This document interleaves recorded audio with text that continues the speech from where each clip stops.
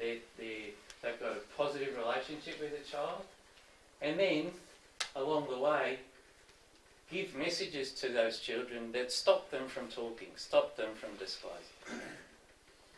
And when we have to confront this, when we have to go back over the last 20 or 30 years and support someone who stands up, who somewhere in their life finds the courage to do that, what we end up having to do is encourage them, support their rewriting of the history that they've been told was the truth. So, as a community, I think when we think about what it is that we do to bring forth, to prosecute, to move through the past and bring those people who hurt children and make them accountable in the courts today, what we're doing is we're establishing the truth not only for that child who's now an adult, but for their family, for the others who've known them. We establish a truth that says to the rest of the community, we are prepared to listen to them and we are prepared to believe in them. That's the reason for doing it. It also says something about how significant, what the priority is of the adults in the community today to celebrate children, to protect them, to cherish them. Ultimately, if you want to have a way of preventing abuse, then the best way to do it is to make children as important as possible. You know, to recognise the contribution that kids make in the life of a family, the contribution that they make in the relationships that help adults grow and become parents, and to celebrate all of the milestones and achievements and development that children show us. If we celebrate those, generally the more important things are in our community, the more important something is to us, the more likely we are to step forward and protect them. So when we say we're not only going to protect the children of today, but we're going to try in as much and as difficult and as painful way and sometimes in an inefficient way, we're going to try to protect the children of 20 and 30 years ago. And those two stories connect with one another. The second question is, well, what can communities do to become more protective of children? Well, what is it?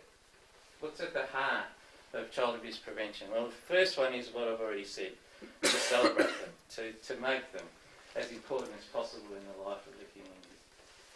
The second one is to introduce knowledge, because most of the time when abuse occurs, especially sexual abuse occurs, it occurs because people don't understand what the methods are that perpetrators use to perpetrate the abuse in the first place. They lack the knowledge to do that. They lack the knowledge to see it.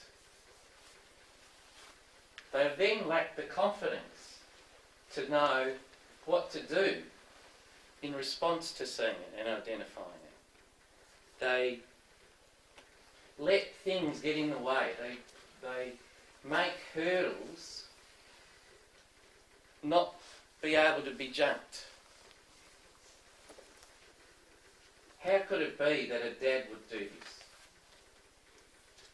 Surely a father wouldn't do this. Surely a stepfather wouldn't do this. An uncle, a teacher, a sports coach. Yeah? That we blind ourselves to the reality that adults can do it and do it. And that prevents us from taking action. It's the confidence to know what to do. Certainly there are procedures. You know, you've heard them from the police and you'll hear them from child protection. There are procedures that people need to understand how to do them. But more than that, you've got to have the confidence to say, I think, in your own perception sometimes, that this isn't right.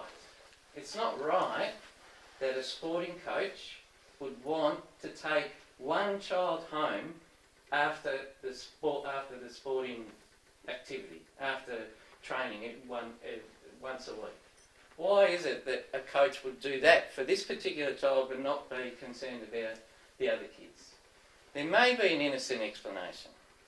Of course there are. There's always an innocent explanation for that.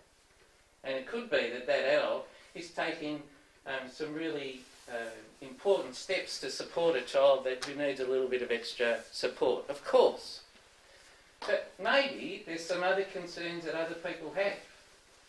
This sports coach not only takes this one child home every Wednesday after sporting practice, but this sports coach also has asked that family for that child and him to go away together on a fishing trip.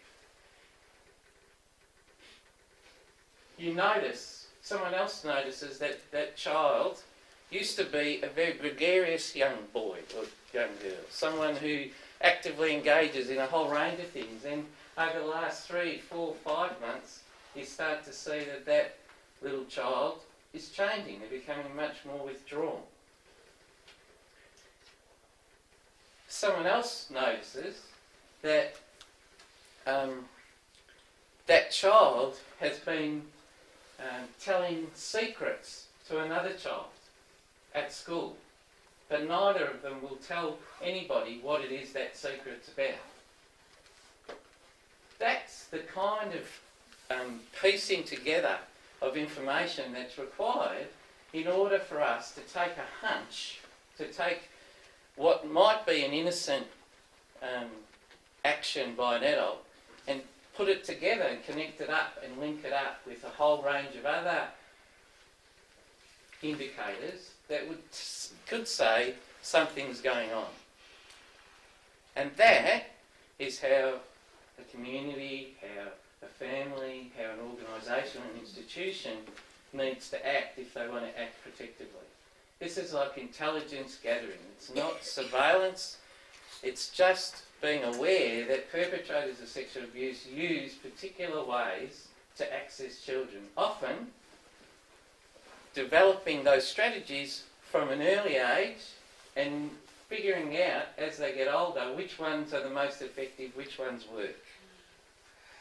You need to have knowledge, and you need to have confidence, and you need to have capacity. You need to have within your community leaders who are prepared to resource those two things to develop. Yeah, whether it's an organisation, it's the management and the board. Whether it's the scout group, it's the parents. That leadership requires everyone to sign up to certain standards that talk about what we're going to do to protect children and to adopt more of a safeguarding approach to kids.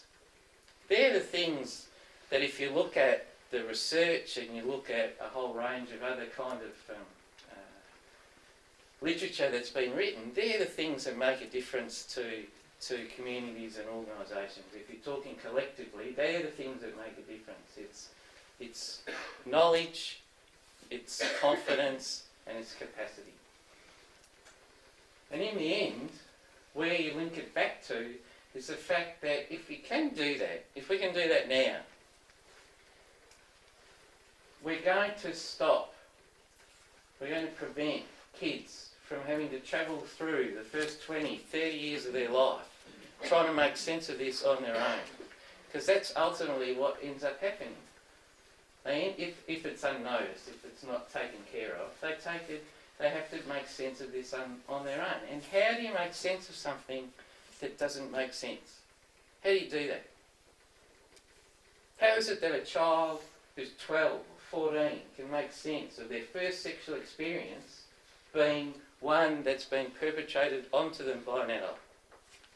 I think adults would find that difficult to make sense of. And along the way, they take with them shame, they take with them guilt, they take with them responsibility. They begin to not like themselves. They have messages and stories about themselves that reflect in the way that they feel about themselves, the way that they engage and interact with the world, about that shame and that stigma, that isolation. And it disconnects them. And that's why often we find that it does take 20 or 30 years for allegations of abuse to come out from institutions and organisations. Because it takes that long for those children to grow up, often to go to counselling, often to find someone in their life that can support them and be connected to them. And it's only then that they are able to see the truth that's been manipulated for so long as the truth. And that's when they decide for themselves and for the other kids that they knew it might have been happening to step forward and do something about it.